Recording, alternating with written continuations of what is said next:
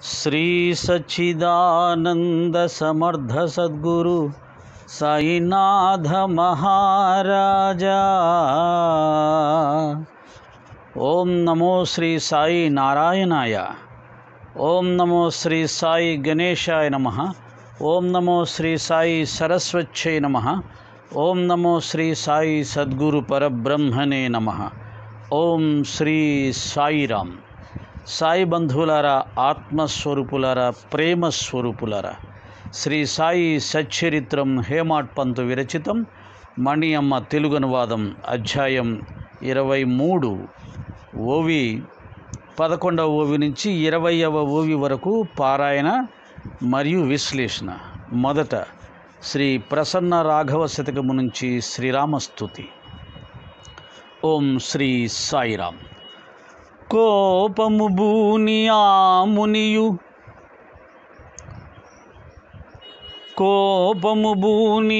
మునియు కొండశిలాకృతి దాల్చి పొమ్మనన్ శాపముకున్ ప్రతిక్రియను సాగిలి మ్రొక్కి వచించు మంచనన్ పాపము పోవు రాఘవుని పాదరజంబది అంటినప్పుడే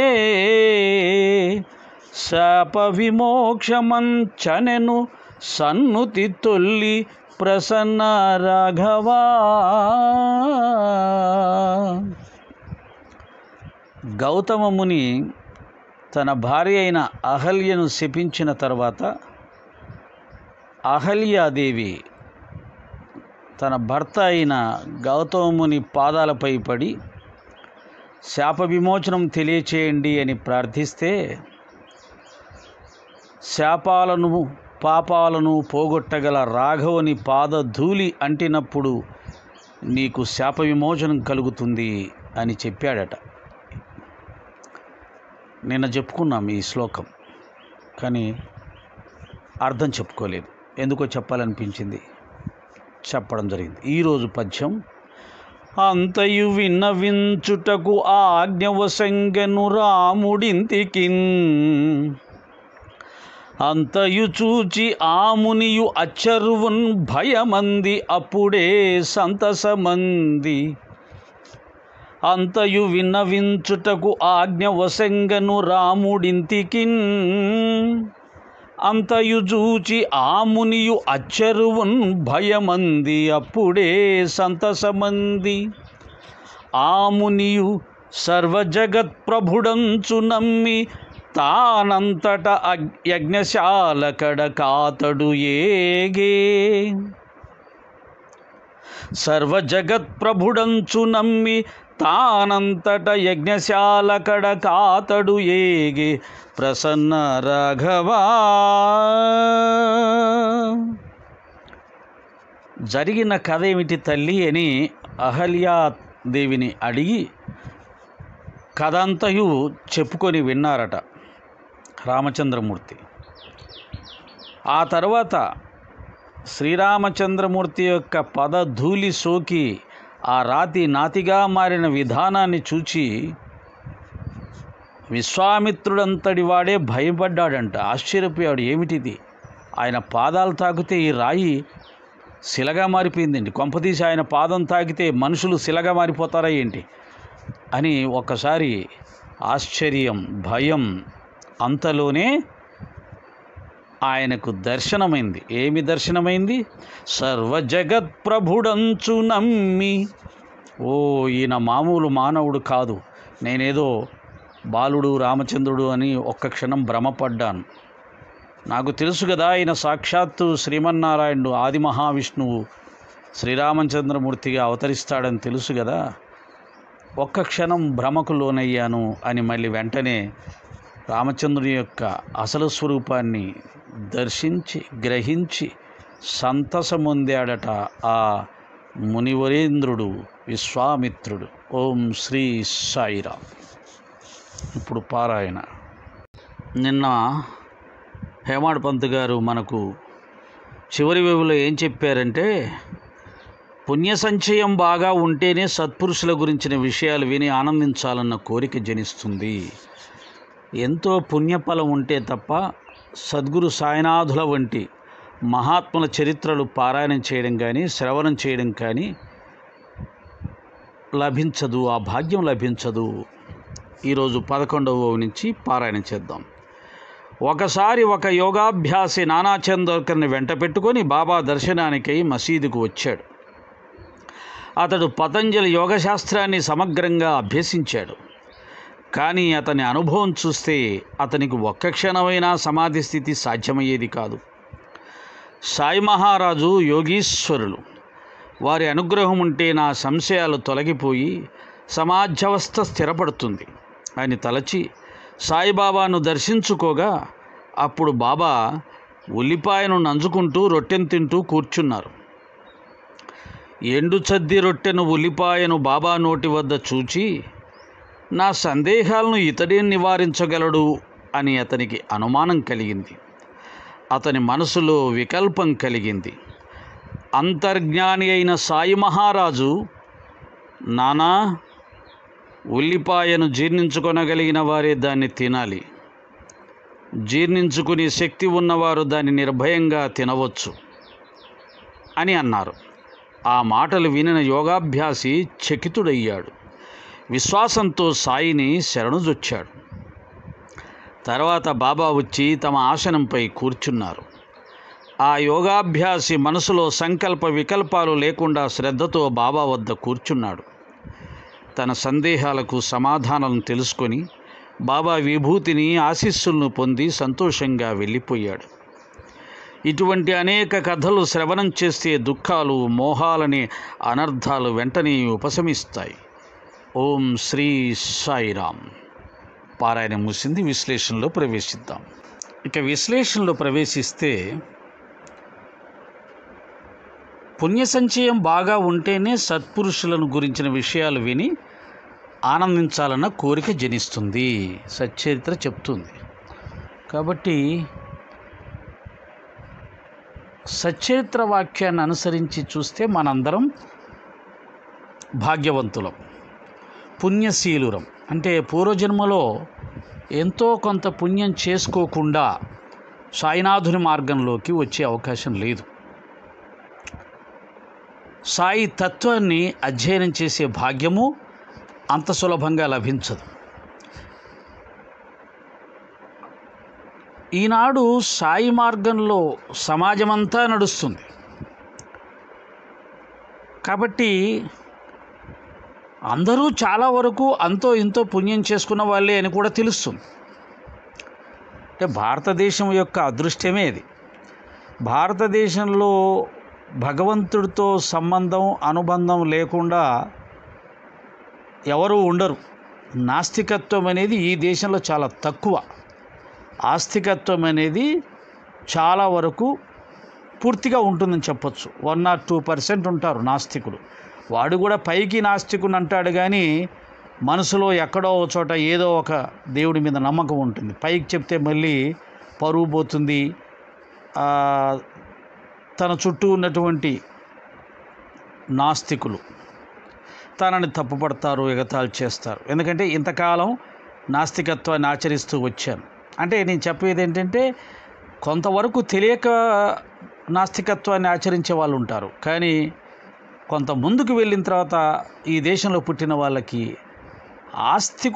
ఆస్తికత్వం ఉన్న వాళ్ళ యొక్క పరిచయం వల్ల అనవచ్చు, లేదా సాంసారికమైనటువంటి కష్టాల్లో, బాధల్లో, అనుకోకుండా వచ్చే అనేకమైన సమస్యల్లో ఏదో ఒక దేవుణ్ణో, ఒక గురువునో, ఒక మహాత్మునో ఆశ్రయించడం జరుగుతుంది. దాని ప్రభావం వల్ల వారికి ఏదైనా మేలు జరిగితే వాళ్ళకి భగవంతుని మీద, ఆస్తికత్వం మీద నమ్మకం కుదురుతుంది. కానీ ఇంతకు వరకు వాళ్ళు విశ్వసించిన విశ్వాసాలని వదిలేయడానికి మనసు ఒప్పుకోక నేను నాస్తికుణ్ణి అని పైకి చెప్పుకుంటారు, లోపల మాత్రం ఆస్తికత్వం ఉంటుంది. కాబట్టి ఈ దేశంలో నాస్తికత్వం అంత ఎక్కువగా నిలబడదు. ఎందుకంటే చెట్టును, పుట్టను, కొండను, రాయిని, రప్పను పూజించే ఈ సమాజంలో ఉంటూ నాస్తికుడిగా ఉండడం చాలా కష్టం. ఒకవేళ ఎవరైనా నాస్తికుడిగా ఉన్నా వాడి కుటుంబంలో వాడి చుట్టే ఆస్తికులు ఉంటారు. వారితో సంభాషణలు, వారి నమ్మకాలు, వారి అనుభవాలు ఇవన్నీ వింటూ ఉంటే వాడి మనసు కూడా చెలించిపోయే పరిస్థితులు ఉంటాయి. కనుక పాశ్చాత్య దేశాల్లో ఈ నాస్తికత్వం అనేది ఉండొచ్చేమో, కానీ భారతదేశంలో నాస్తికత్వం ఉండడం కష్టం.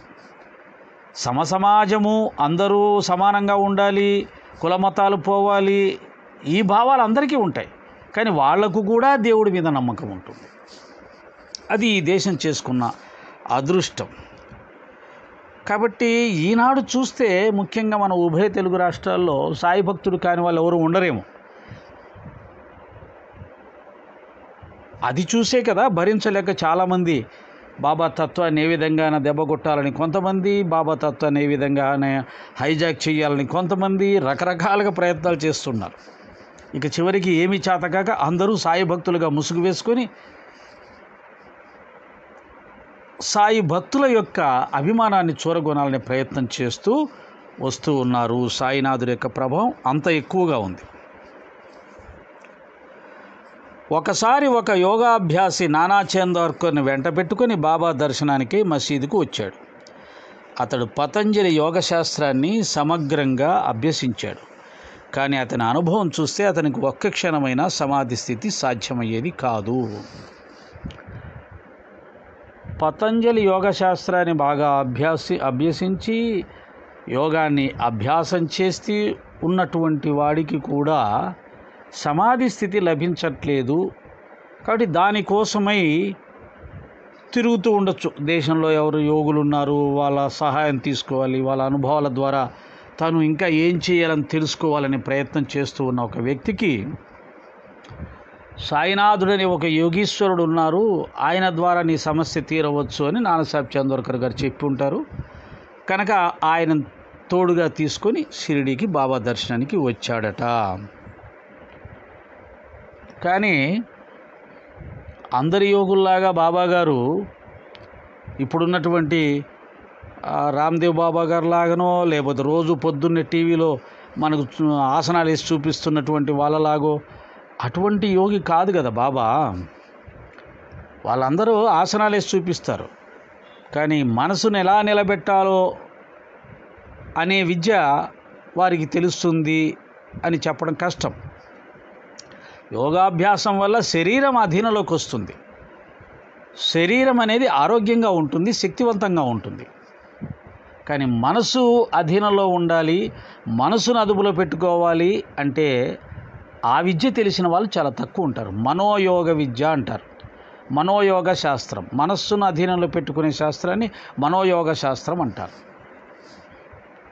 అది అన్నిటికంటే చాలా గొప్పది. అది కేవలం జ్ఞానం ద్వారా మాత్రమే జరుగుతుంది, విచారణ ద్వారా మాత్రమే జరుగుతుంది. ఆ మార్గంలో మనసును అదుపులో పెట్టుకున్న వాళ్ళ దగ్గరికి వెళ్తేనే అది తెలుస్తుంది.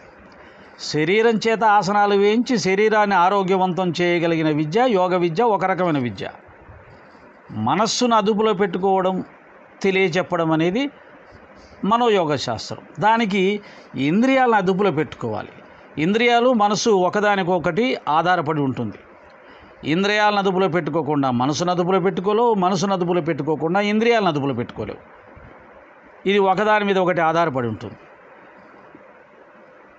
ఇంద్రియాలను అదుపులో పెట్టుకుంటే మనసును అదుపులో పెట్టుకోవచ్చు, లేదు మనసును అదుపులో పెట్టుకున్నావా ఇంద్రియాలను అదుపులో పెట్టుకోవచ్చు. ఏ ఒక్కటి సాధించినా ఇంకోటి తన అధీనంలోకి వస్తుంది. అసలైనది ఏంటంటే అల్టిమేట్గా మనస్సును ఇంద్రియాల అధీనంలో పెట్టుకోవాలి. అది అసలైన యోగం. ఈ పతంజలి యోగ సూత్రాల్లో కూడా ఇప్పుడు వేస్తున్న ఆసనాల వల్ల కూడా చివరికి సాధించాల్సింది ఏంటంటే మనస్సును అదుపులో పెట్టుకోవడానికి. మనసు నిశ్చలమైతే, మనసు నిర్మలమైతే ఇంకా అంతా అయిపోయినట్టే లెక్క. మనసు ఎప్పుడైతే నిర్మలం అవుతుందో, మనసు ఎప్పుడైతే నిశ్చలం అవుతుందో, ఇంద్రియాలు ఎప్పుడైతే అదుపులోకి వస్తాయో శరీరం ఆరోగ్యం అంతా మనసు మీద ఆధారపడి ఉంది. మనసు ప్రశాంతంగా ఉంటే శరీరం ఆరోగ్యం. మనసు ప్రశాంతంగా లేకుండా నువ్వు ఎంత దృఢంగా ఉన్నా శరీరం ద్వారా అది వృధా. ఒకడు బాగా బలంగా ఉంటాడు, కండలు తిరిగి ఉంటుంది, వాడి శరీరం ఉక్కు శరీరం, కానీ మనసు భయంతో నిండి ఉందనుకోండి, ఎందుకు పనికి వస్తుంది? పిల్లి దూకితే వాడు ఎగిరి పరిగెడతాడు, బల్లి మీద పడితే పరిగెడతాడు, గుండె ఆగిపోతుంది. కాబట్టి మనిషి శరీరం దృఢంగా ఉన్నంత మాత్రాన లాభం లేదు. ఒకడు బక్కగా ఉంటాడు మహాత్మా గాంధీలాగా, కానీ ఆత్మ చాలా బలంగా ఉంటుంది, మనసు చాలా దృఢంగా ఉంటుంది, నిశ్చయాలు చాలా దృఢంగా ఉంటాయి. 10 మంది 100 మంది వచ్చినా భయపడ్డు. రవి అస్తమించిన బ్రిటిష్ సామ్రాజ్యాన్ని భారతదేశం నుంచి పారదోలినవాడు ఒక కౌపీనధారి, బలహీనమైన శరీరం కలిగినటువంటి వాడు. లండన్లో రౌండ్ టేబుల్ సమావేశానికి గాంధీ గారిని పిలిచినప్పుడు అక్కడ వాళ్ళందరూ చూస్తున్నారంట, గాంధీ అనే అతను స్వాతంత్ర సమరయోధుడు వస్తున్నాడని. కానీ ఓడ నుంచి దిగుతున్నటువంటి గాంధీ గారిని చూసి ఆశ్చర్యపోయారు. పిచ్చివాళ్ళ ఉన్నాడు, ఇతన గాంధీ అంటే, ఇతన బ్రిటిష్ సామ్రాజ్యాన్ని, బ్రిటిష్ సైన్యాన్ని ఎదిరించినవాడు, ఇతని మాట వింటేనా భారతీయుల్లో కోట్లాది మంది ఆయన వెనకాల నడుస్తారు. ఆశ్చర్యపోయారు, నోరు వెళ్ళబెట్టారు. కనుక నిజమైన బలం అనేది మనోబలము తప్ప శారీరక బలం కాదు. మనోబలం అనేది జ్ఞానం ద్వారా వస్తుంది. అందుకనే ఈ యోగాభ్యాసాలు వేసే అందులో గొప్ప ప్రావీణ్యం సంపాదించినటువంటి ఆ యోగి కూడా సమాధి స్థితి లభించలేదు. సమాధి స్థితి ఎప్పుడు లభిస్తుంది? మనసు నిశ్చలమైనప్పుడు లభిస్తుంది. మనసు నిశ్చలానికి కావలసినటువంటి సాధన అతని దగ్గర లేదు. పతంజలి యోగ సూత్రాలను ఆచరించి అతను శరీరాన్ని స్వాధీనంలో చేసుకొని ఉండవచ్చు. ఈ పతంజలి యోగ సూత్రాల్లో యమనియమాలు అనేవి చాలా ముఖ్యమైనవి. ఒక్కొక్క దాంట్లో 10 పాయింట్లు ఉంటాయి. ఆ 10 పాయింట్లు సాధించడం ద్వారా, ఆచరించడం ద్వారా మనసు అదుపులోకి వస్తుంది. ఆ 10 పాయింట్లను ఆచరించాలన్న చాలా కష్టం. దాన్ని జాగ్రత్తగా అర్థం చేసుకోకపోతే అది వేరే ఫలితాలను ఇస్తుంది, నెగిటివ్ ఫలితాలు వస్తాయి. కాబట్టి అన్నిటికీ గురువు అవసరం. యోగ మార్గంలో గురువు లేకుండా ముందుకు వెళ్ళడం కష్టం. అందుకని అతను ఏమీ పొందలేకపోయాడు. ఒక గురువు కోసం ఎదురు చూస్తున్నాడు. సాయినాథుడి దగ్గరికి వచ్చాడు. సాయి మహారాజు యోగీశ్వరులు, వారి అనుగ్రహం ఉంటే నా సంశయాలు తొలగిపోయి సమాధ్యవస్థ స్థిరపడుతుంది అని తలచి సాయిబాబాను దర్శించుకోగా, అప్పుడు బాబా ఉల్లిపాయను నంచుకుంటూ రొట్టెను తింటూ కూర్చున్నారు. మహానుభావుడు, సర్వజ్ఞుడు, సర్వ అంతర్యామి. వచ్చేవాడు ఎవరు, ఎందు నిమిత్తమై వస్తున్నాడు ముందే తెలిసిపోయింది ఆయనకి. అందరి హృదయాల్లో ఉన్నవాడు కదా సాయినాథ మహారాజు. ఇప్పట్లాగా ఇప్పుడు ధ్యానం గురించి చెప్తున్నట్టుగా శ్వాస మీద దృష్టి పెట్టండి, శ్వాస మీద దృష్టి పెట్టండి అని కేవలం చెప్పేవాళ్ళు కాదు. శ్వాస మీద దృష్టి నువ్వు పెడితేనే నీకు సాధన ఫలితం ఉంటుంది. వాళ్ళు ఏం చేయలేరు. నీ శ్వాస మీద దృష్టి నువ్వే పెట్టుకోవాలా, వాళ్ళు వచ్చి పెట్టిస్తారా? అలా పెట్టించగలగాలి అని అంటే, అలా మనసుని సాధన వైపు మళ్లించగలగాలి అంటే, నీకు ఆ శక్తి లేకపోయినా చేయాలి అంటే, నీతో చేయించాలి అంటే సర్వ అంతర్యామిత్వం ఉన్నవారు కావాలి. నీ మనసు మీద అధికారం ఉన్నవాడు కావాలి.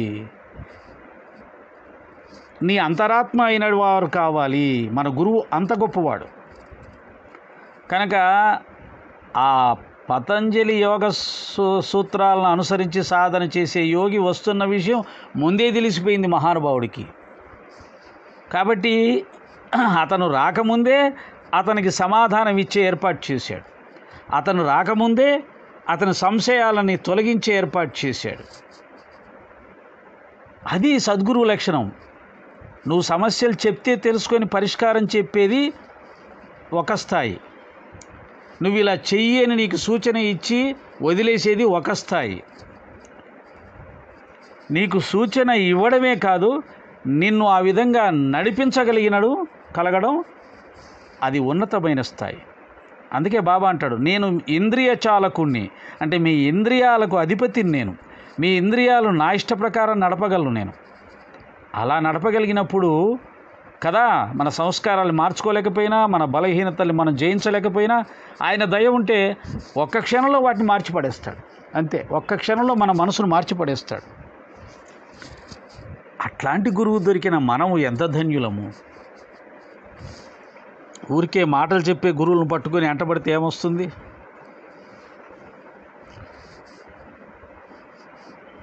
లేదా తమ వ్యాపారాలు వృద్ధి చేసుకోవడానికి ఆధ్యాత్మిక మార్గాన్ని ఒక ఆసరాగా చేసుకొని పైకి మంచి మాటలు చెప్తూ లోపట తమ యొక్క ఆర్థిక సామ్రాజ్యాలను పెంచుకోవాలనే గురువులే ఇప్పుడంతా ఉన్నది. కాబట్టి ఎక్కడికి వెళ్ళవాకండి, బాబా పాదాలు విడిచిపెట్టి. బాబా భక్తులు అస్సలు శరీరంతో ఉన్న గురువుల దగ్గరికి అసలు వెళ్ళవాకండి. ఎందుకంటే నమ్మడానికి లేదు. చూస్తున్నాం కళ్ళతోటే రోజు ఎంతమంది ఎలా తయారవుతున్నారు. శరీరం వదిలిపెట్టిన గురువులు ఎవరైనా ఉంటే వాళ్ళ దగ్గరికి వెళ్ళండి, నష్టం లేదు. వాళ్ళు మనం మోసం చేయరు. అది కూడా బాబా మీద మీకు విశ్వాసం లేకపోతే కొత్త కొత్త మార్గాలు వెతుక్కోవాలనే చంచలత్వం ఉంటే వెళ్ళండి, కానీ శరీరంతో ఉన్న వాళ్ళ దగ్గరికి వెళ్ళవాకండి. మోసపోతారు, దెబ్బతింటారు. గుళ్ళకు వెళ్ళండి, పుణ్యం పురుషార్థం వస్తుంది. ఒకవేళ పుణ్యం పురుషార్థం రాకపోయినా మోసపోవడం అనేది ఉండేది గుడికి వెళ్తే. కానీ స్వామీజీలు బాబాల దగ్గరికి వెళ్ళారా, ఇంకంతే. ఎక్కడికి వెళ్ళకుండా బాబా దగ్గర కూర్చున్నవాడు 100 రెట్ల ఫలితం పొందుతాడు, పూర్ణమైన ఫలితాన్ని పొందుతాడు. వాళ్ళ అదృష్టవంతులు. సరే, పూర్వజన్మ పుణ్యం అంతగా లేనప్పుడు, బలహీనమైన మనస్తత్వం ఉన్నప్పుడు కనిపించిన వాళ్ళ దగ్గరికి వెళ్ళే అలవాటు ఉన్న వాళ్ళు వెళ్ళండి, కానీ బ్రతికున్న వాళ్ళ దగ్గరికి వెళ్ళవాకండి. సమాధి అయిన వాళ్ళ దగ్గరికి వెళ్ళండి, నష్టం లేదు. ఏం చేస్తాం, ఆధ్యాత్మికం అలా తయారైంది ఇప్పుడు. కాబట్టి ఆ యోగి వస్తున్నటువంటి యోగాభ్యాసి వస్తున్న విషయం ముందే గ్రహించి సాయినాథుడు వారు రంగం సిద్ధం చేశారు. అతనికి జ్ఞానం కలిగించే ఏర్పాటు చేశాడు. ఏం చేశారు? బాబా ఉల్లిపాయను నంచుకుంటూ రొట్టెను తింటూ కూర్చున్నారు. ఉల్లిపాయతో రొట్టె తింటున్నాడండి. ఎప్పుడూ లేనిది ఇప్పుడే ఎందుకు? ఆ వస్తున్నవాడి మనసుని తెలియచేయాలి. ఆ మనసుకి యోగం అంటే ఏంటో తెలియజేయాలి. చెప్పకుండానే, అతను అడగకుండానే, బాబా చెప్పకుండానే. ఇదే కదా దక్షిణామూర్తి తత్వం అంటే, ఇదే కదా సర్వజ్ఞత్వం అంటే. ఆ వచ్చినవాడు అడగలేదు, బాబా నోటితో చెప్పలేదు, కానీ ఇక్కడ అతనికి అన్నీ తెలిసే ఒక చిన్న ఏర్పాటు చేశాడు. అది గొప్పతనం, బాబా గొప్పతనం.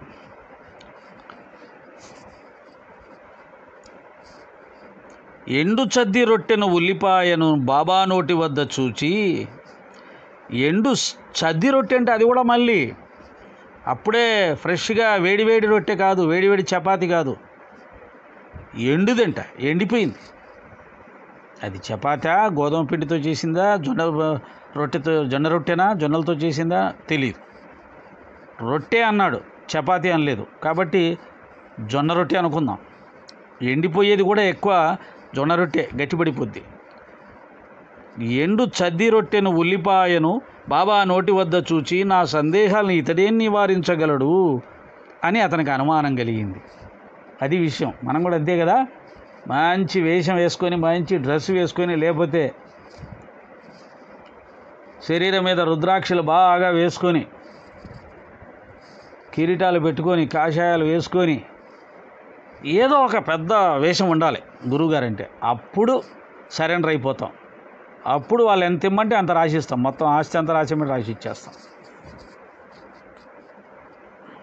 రేపొద్దు నుంచి మనకు మోక్షం వచ్చేస్తుంది అటువంటి వాళ్ళ కాళ్ళు పట్టుకుంటే. కాషాయం వేసుకున్న వాళ్ళ కాళ్ళు, రుద్రాక్షలు వేసుకున్న వాళ్ళ కాళ్ళు అయిపోయింది. మామూలు వాళ్ళు ఎన్ని మంచి మాటలు చెప్పినా అస్సలు ఎక్కవు. చెప్పేవాడికి ఒక వేషం ఉండాలి, ఒక మోసం ఉండాలి. అంతేగాని మామూలు బట్టలు వేసుకొని ఎంత మంచి మాటలు చెప్పినా అస్సలు ఎక్కువ మనకు. అది మన భారతీయ ఆధ్యాత్మిక సంప్రదాయంలో అదొక మైనస్. అందుకని బాగా గుర్తుపెట్టుకోవాలి, ఎవరు చెప్తున్నారు, ఏ వేషంలో ఉండి చెప్తున్నారని కాదు, ఆ చెప్పే మాట మనకు ఉపయోగపడుతుందా లేదా, ఆ మాట విలువైందా కాదా అని సూక్ష్మంగా ఏకాగ్రతతో ఆ మాటను మాత్రమే తీసుకొని అది మనకు ఉపయోగపడుతుంది అంటే వెంటనే దాన్ని ఆచరించడం మొదలు పెట్టగలిగిన సంస్కారం ఉన్న వాళ్ళు బాగుపడతారు. లేదు, చెప్పడానికి ఒక వేషం ఉండాలి, ఒక ఆడంబరం ఉండాలి, వాళ్ళు గొప్ప చాలామంది శిష్యుల్ని కలిగి ఉండాలి, గొప్పగా పాండిత్యం ఉండాలి, ఇలా రకరకాల ఆల్రెడీగా వారిని అందరూ స్వామి స్వామి అంటూ ఉండాలి, బాబా అంటూ ఉండాలి. ఇలాంటి పై వ్యవహారాలను చూసి వాళ్ళు చెప్తేనే వింటాం, వాళ్ళు చెప్తేనే అది కరెక్టు అని అనుకుంటే అంతే సంగతి జీవితంలో. కనుక ఎండి చద్ది రొట్టెను ఉల్లిపాయను తినే అతను ఈయన నాకేమి జ్ఞానం కలిగిస్తాడు, నాకేమి నా సంశయాలు తీరుస్తాడబ్బా అని చెప్పి అనుకున్నాడు పాపం. పతంజలి యోగ సూత్రాలను ఆచరిస్తున్నవాడైనా, అంతో ఇంతో ఆధ్యాత్మిక సాధన ఉన్నవాడికి కూడా ఇదే అజ్ఞానం. అంటే మంచి పంచపక్ష పరమాన్నాలు తినేవాడైతే చుట్టూ 10 మంది భక్తులు ఉండి చేతులు కట్టుకొని గురుగారు గురుగారు అంటూ అడుగులకు మడుగులొత్తే శిష్యులు ఉండి, గురువుగారు కూడా చక్కటి వేషం వేసుకొని రుద్రాక్షమాల ధరించి కాషాయం వేసుకొని డాంబికంగా ఉంటే, అమ్మయ్య పెద్ద గురువుని చూసాం, పెద్ద యోగి దగ్గరికి వచ్చాం, ఈయనైతే నా సమస్యలు తీరుస్తాడు అనే మాయలో ఉన్నవాడే. అతని మనసులో వికల్పం కలిగింది. అంతర్జ్ఞాని అయిన సాయి మహారాజు, నానా, ఉల్లిపాయను జీర్ణించుకొనగలిగిన వారే దాన్ని తినాలి, జీర్ణించుకునే శక్తి ఉన్నవారు దాన్ని నిర్భయంగా తినవచ్చు అన్నారు. ఆ మాటలు విన్న యోగాభ్యాసి చకితుడయ్యాడు. విశ్వాసంతో సాయి శరణు చొచ్చాడు సాయిని. అంటే ఈ మాట అనడం ద్వారా ఫస్ట్ కలిగే ప్రయోజనం ఏంటంటే, నా మనసులో అనుకున్న సంశయం బాబాకు తెలిసిపోయింది. ఎలా తెలిసింది? సో ఈయన మామూలు మనిషి కాదు, మామూలు సాధకుడు కాదు. అందరి మనసులో ఉన్న విషయాన్ని గ్రహించగలుగుతున్నాడంటే గొప్ప యోగి అయి ఉంటాడు, యోగీశ్వరుడై ఉంటాడు, గొప్ప మహానుభావుడై ఉంటాడు. లేకపోతే నా మనసులో అనుకునేది ఎలా తెలుస్తుంది? సో ఈ ఒక్కటి చాలు ఈయన మహానుభావుడు అని చెప్పడానికి, గొప్పవాడు మహాత్ముడని చెప్పడానికి, గొప్ప యోగి అని చెప్పడానికి అనే ఒక కన్ఫర్మేషన్ అతనికి వచ్చేసింది. అది రావాలనే అతని మనసులో అనుకున్నదాన్ని చెప్పాడు ఫస్ట్. ఆ తర్వాత చెప్పింది ఏంటి? ఉల్లిపాయను జీర్ణించుకొనగలిగిన వారే దాన్ని తినాలి, జీర్ణించుకునే శక్తి ఉన్నవారు దాన్ని నిర్భయంగా తినవచ్చు. ఉల్లిపాయ అరగదని చెప్పి చాలామంది కొంతమంది తినరు, కానీ అరిగితే మాత్రం అది చాలా గొప్ప ఆరోగ్యాన్ని ప్రసాదిస్తుంది శరీరానికి. ఉల్లి చేసిన మేలు తల్లి కూడా చేయదంటారు కదా. కాబట్టి ఉల్లిపాయను అరిగించుకునే శక్తి ఉన్నవాళ్ళు తినొచ్చు అని అనడంలో ఇంకొక అర్థం మనం ఏం తీసుకోవచ్చు అంటే, యోగ మార్గంలో ప్రవేశించే వాళ్ళు ఆ యోగాన్ని అభ్యసించగల సామర్థ్యం ఉన్న వాళ్ళే ఆ మార్గంలోకి రావాలి. అంటే ఇంద్రియాలు నిగ్రహించుకోవడం, మనసును నిగ్రహించుకోవడం సాధ్యం నాకు, నేను చేసుకుంటాను, ఇంద్రియాలను నిగ్రహించుకుంటాను, లక్ష్యాన్ని సాధించడం కోసం మనసును నిగ్రహించుకుంటాను, దానికోసం నేను ఎంత కష్టమైనా పడతాను అని నిర్ణయం చేసుకొని ఆ మార్గంలోకి రావాలి. అలాటప్పాగా వస్తే కుదరదోయ్ అని చెప్పి బాబా గారు అతనికి చెప్పి ఉండవచ్చు. ఇంద్రియ నిగ్రహం అంత తేలిక కాదు. బాగా రుచిగా తినడం అలవాటు పడిపోయాం. ఒకరోజు మనం తినే ఆహారంలో ఏదో ఒక కూరో ఉందనుకోండి, ఒక కూరో ఒక చారో ఉంది, ఆ రోజు పప్పు లేదు, వేరే ఏమంటారు ఫ్రై లేదు, అప్పడాలు లేవు, లేదు పెరుగు లేదు, లేదు ఇంకా రకరకాల కూరలతోటి తినే పదార్థాలతో కూడిన విందు భోజనం కాదు, పెళ్లి భోజనం కాదు. కొంతమంది బాగా అన్నీ తింటారు కదా, సాంబారు, పప్పు, ఫ్రై, కర్రీ, చట్నీ ఇవన్నీ ఉండాలి. లేదు, ఒకరోజు ఏమీ లేదు, ఈరోజు ఫ్రెష్గా ఏం లేదు, నిన్నటి కూరలే ఉన్నాయి, అది కూడా ఒకటే ఉంది. ఆలోచించండి ఎంత బాధగా ఉంటుంది, ఎంత కోపం వస్తుంది, మన మీద వస్తుంది, చేసిన వాళ్ళ మీద వస్తుంది, ఉన్న వాళ్ళ మీద వస్తుంది. అంటే బాగా రుచిగా తినడం అలవాటు పడ్డ వాళ్ళు ఆ రుచికి తగ్గట్టుగా భోజనం దొరకకపోతే ఎంత కోపం వస్తుంది, ఎంత అశాంతిగా ఉంటుందో ఆలోచించండి. జిహ్వచాపల్యం. అలాగే కళ్ళతోటి రోజు సెల్ ఫోన్ చూసుకుంటూ యూట్యూబ్లోకి వెళ్ళి రకరకాలవి చూసుకుంటూ గంటలు గంటలు గడపడం అలవాటైపోయింది. వాట్సాప్లో చూసుకుంటూ అటు పంపుతూ ఇటు పంపుతూ టిక్ టక్ అని కొట్టుకుంటూ ఇలా రకరకాలుగా మనకు అలవాటు పడిపోయాం. ఆ రోజు సెల్ ఫోన్ పని చేయలేదనుకోండి, నెట్టు రాలేదనుకోండి, ఎంత అశాంతిగా ఉంటుందో, నెట్టు మీద ఎంత కోపం వస్తుందో.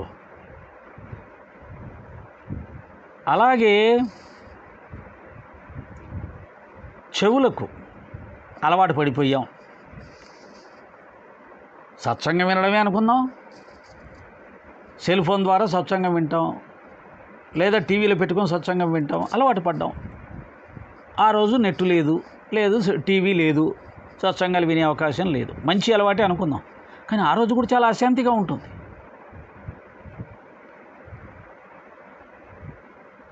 లేదు రోజు సినిమాలు చూసే అలవాటు ఉంది, ఆ రోజు సినిమా చూసే అవకాశం లేదు. అంటే ఈ ఇంద్రియాలు చూడడం, వినడం, తినడం, హాయిగా మంచిగా పరుపు మీద పడుకునే అలవాటు, ఏసీ వేసుకొని, మంచం లేదు, పరుపు లేదు, కింద పడుకోవాలి చాప మీద, ఏసీ కూడా లేదు ఎండాకాలం. ఆలోచించండి ఎలా ఉంటుందో, ఎంత అనీజీగా ఉంటుందో, ఎంత అశాంతిగా ఉంటుందో. జీవితంలో గుర్తుండిపోతుంది ఆ రోజు. ఇలా ఇంద్రియ సుఖాలకు అలవాటు పడిన వ్యక్తులు ఆ ఇంద్రియ సుఖాలకు పూర్తిగా వదిలేసేసి ఎటువంటి వాతావరణంలోనైనా, ఎటువంటి ఆహారాన్నైనా,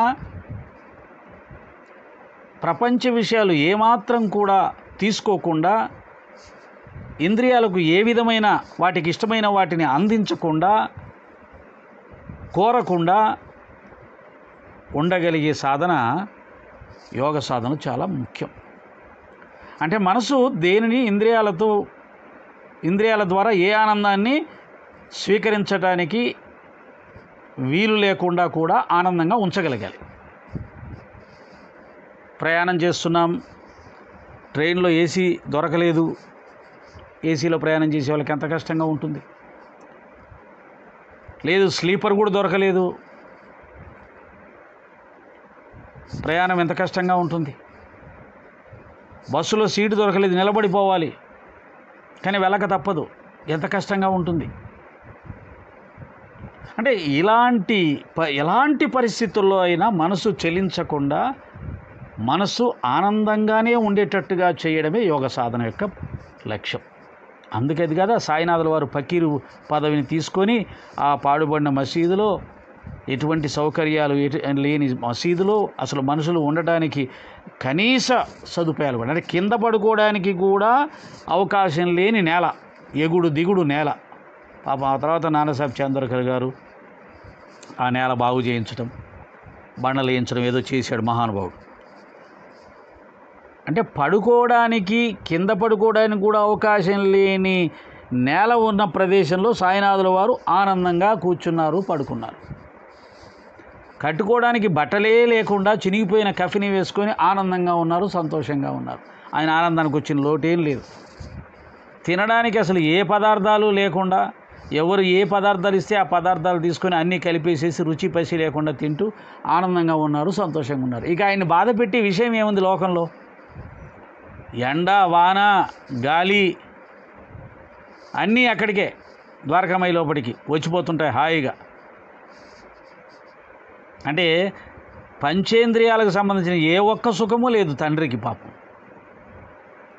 అయినా ఆనందో బ్రహ్మగా ఉన్నాడు. అది యోగ విద్య అంటే, అది యోగి లక్షణం అంటే, అది జ్ఞాని లక్షణం అంటే, అది భక్తి లక్షణం అంటే. భక్తి యోగము, జ్ఞానయోగము, కర్మయోగము, ధ్యానయోగము అంటే ఈ యొక్క భక్తి, జ్ఞాన, కర్మ, యోగ మార్గాల ద్వారా పరమాత్మను చేరుకునే ప్రయత్నంలో దాన్ని సాధించిన దాన్ని యోగం అంటారు. అంటే యోగం అంటే గొప్ప స్థితి అంటారు కదా, వాడు యోగ పురుషుడు రా, వాడికి యోగం పట్టిందిరా అంటారు. అంటే గొప్ప స్థితిని సాధించడం. భక్తి ద్వారా సాధించవచ్చు, జ్ఞానం ద్వారా సాధించవచ్చు, కర్మ ద్వారా సాధించవచ్చు, యోగం ద్వారా సాధించవచ్చు. కాబట్టి ఏం సాధించాలి? ఎటువంటి పరిస్థితుల్లో అయినా చెలించని మానసిక స్థితి, ఎటువంటి పరిస్థితుల్లో అయినా ఆనందాన్ని కోల్పోకుండా ఉండే స్థితి యోగం. కనుక పచ్చి రొట్టెతోటి పచ్చి ఉల్లిపాయ, ఎండు చద్ది రొట్టెను పచ్చి ఉల్లిపాయ ఏవైనా రుచిగా ఉంటుందా? దాంతో అసలు 1% అయినా ఎవరైనా తిని ఆనందించగలరా? బిచ్చగాడు కూడా తిండే, కానీ సాయినాథుడు తింటున్నాడే. కాబట్టి అతనికి అర్థమైంది, ఓహో, ఏమాత్రం ఆనందం ఇవ్వని విషయాలను కూడా యోగి ఆనందించవచ్చు. అంటే దాని అర్థం ఏంటి? భౌతికమైనటువంటి ఏ ఒక్క విషయంతో ద్వారా కానీ, వస్తువుతో ద్వారా కానీ, సంఘటనతో ద్వారా కానీ, దేనితో ద్వారా కానీ ఆనందాన్ని పొందే ప్రయత్నం చేయకూడదు. ఆనందం అనేది ఆత్మలో ఉంటుంది, అది మనసులో ఉంటుంది. ఆత్మానందం పొందాలి. మనసును ఆత్మతో అనుసంధానం చేసి అంతర్ముఖంలోనే ఉండాలి. అది అప్పుడు ఆత్మానందాన్ని పొందుతుంది. బయట విషయాలతో సంబంధం లేకుండా ఆత్మానందాన్ని పొందవచ్చు. అదే యోగి లక్షణం, అదే యోగం యొక్క పరమావధి. ఈ రొట్టెలు లేకపోతే పంచపక్ష ప్రమాణాలు, ఉల్లిపాయలు ఇవి కాదు ఆత్మానందానికి. ఆత్మ తనలో తాను ఉండడమే, మనసు తనలో తాను ఉండడమే, బయటికి రాకుండా, ఇంద్రియాల ద్వారా బయటికి రాకుండా ఉండడమే. మానవులందరూ సహజమైన మానవులందరూ కూడా బయట ప్రాపంచిక విషయాలతో ఆనందిస్తుంటారు, వస్తువులతో ఆనందిస్తుంటారు, వ్యక్తులతో ఆనందిస్తుంటారు. కానీ యోగి తనలో తాను ఆనందిస్తూ ఉంటాడు, ఆత్మానందాన్ని పొందుతాడు. అదే యోగ స్థితి అనేది తెలియజెప్పడానికి ఈ రొట్టెను, ఉల్లిపాయని ప్రదర్శించారు అని తెలుస్తుంది. విశ్వాసంతో సాయిని శరణుజొచ్చాడు. తర్వాత బాబా వచ్చి తమ ఆసనంపై కూర్చున్నారు. ఆ యోగాభ్యాసి మనసులో సంకల్ప వికల్పాలు లేకుండా శ్రద్ధతో బాబా వద్ద కూర్చున్నాడు. తన సందేహాలకు సమాధానం తెలుసుకుని బాబా విభూతిని, ఆశీస్సుల్ని పొంది సంతోషంగా వెళ్ళిపోయాడు. ఇటువంటి అనేక కథలను శ్రవణం చేస్తే దుఃఖాలు, మోహాలనే అనర్థాలు వెంటనే ఉపశమిస్తాయి. ఈ ఎండిపోయిన రొట్టె, ఉల్లిపాయ ద్వారా ఆయనకు ఒక సందేశం ఇచ్చాడు. అర్థం చేసుకుంటే దాంట్లో చాలా విషయం ఉంది, ఇప్పుడు మనం చెప్పుకున్నట్టుగా. ఆ తర్వాత తనలో ఉన్నటువంటి, తన మనసులో అనుకున్న దాన్ని తెలియచెప్పి, తన సర్వాంతర్యామిత్వాన్ని, సర్వజ్ఞతను తెలియచెప్పి తనను శరణు వేడేలా చేశాడు. శరణు వేడి తన సందేహాలన్నీ కూడా చెప్పి పూర్తి శరణాగతి చేసి, బాబా చెప్పే మాటపై పూర్తి విశ్వాసంతో ఉండేలా చేసి ఆ సందేహాలకు సమాధానాలు పొంది, మరి బాబా సర్వజ్ఞుడు, సర్వశక్తిమంతుడు, యోగీశ్వరుడని నమ్మకం ఉంటే కదా బాబా చెప్పే సలహాను అతను తూచా తప్పకుండా పాటించేది. అలా పాటిస్తే తప్పగా అతనికి ఫలితం ఎలా వస్తుంది? అనుమానంతో డాక్టర్ దగ్గరికి వెళ్తే ఆ మందులు మనం ఎక్కడ వాడతామో వాడము. కాబట్టి విశ్వాసం, నమ్మకం. కాబట్టి ఆ నమ్మకాన్ని కలిగించడానికి బాబా తన సర్వజ్ఞత్వాన్ని ఉపయోగించాడు. తర్వాత యోగి ఎలా ఉండాలి అనే విషయాన్ని సద్ది రొట్టె, ఈ ఉల్లిపాయ ద్వారా తెలియచేశాడు. ఇంకా తర్వాత తద్వారా బాబాకు శరణు పొందేలా చేశాడు. తన సంశయాల్ని నిర్భయంగా తెలియచెప్పేలా చేశాడు. బాబా ఇచ్చిన సమాధానంతో తృప్తి చెంది వాటిని తూచా తప్పకుండా ఆచరించాలని దృఢమైన సంకల్పం చేసుకొని బాబాకు ప్రణమిల్లి బాబా దగ్గర సెలవు పొంది వెళ్ళిపోయాడు. ఇటువంటి అద్భుతమైన కథలు చెబుతూ ఉంటే మన అనర్థాలు వెంటనే ఉపశమిస్తాయి. అంటే మన సంశయాలన్నీ తొలగిపోతాయి. ఎన్ని సంశయాలు ఉన్నాయి మనకు?